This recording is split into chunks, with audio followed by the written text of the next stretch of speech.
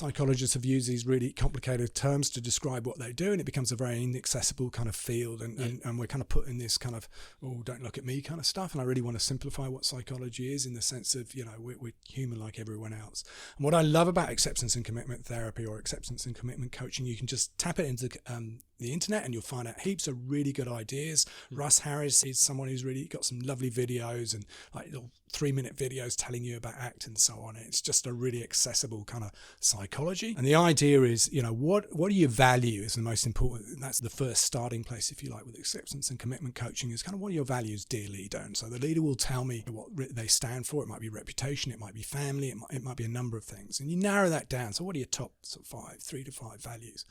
Okay, well, that will guide our work. So in our work over the next few sessions that we're working together, I will keep in mind that those are your core values, because every time you go off it, I'll be challenging you about how does that fit with your value set. The commitment bit is about us committing, or you in particular committing to those values. You might think, but I need the money, I need the mortgage and all the rest. It's just, well, how does that fit with, family is also part of your value set as well as reputation, and you've done a lot for reputation. What's the cost for your family and how are you going to go about there? So where's your choice? You've got to choose between, not between the two, but maybe put one on a back burner and the other you start prioritizing. That's in a nutshell.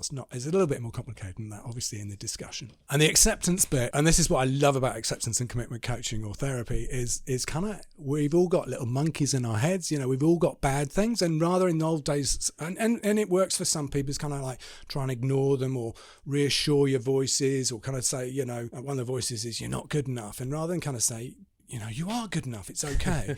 It's kind of like, no, I hear what you say. This is to your voice. It's kind of saying to your voice is, I know I'm not, that's part of my kind of script, if you like. That's part of my internal dialogue, is I'm telling myself I'm not good enough. And it's kind of, okay, I've heard you. I'm now going to focus on the other stuff. So it's kind of hearing the voices. That's the acceptance, or making room for those uncomfortable thoughts that we have, not denying them, not negating them, but kind of saying, I've heard you. And, there may be a reason why I'm thinking that. It's not true now, but it might have been true in the past. But I want to focus on, this is good for the family, or this is good for the, my reputation. And that's why, and it will be painful. I'll still be hearing I'm not good enough. And that's part of my journey.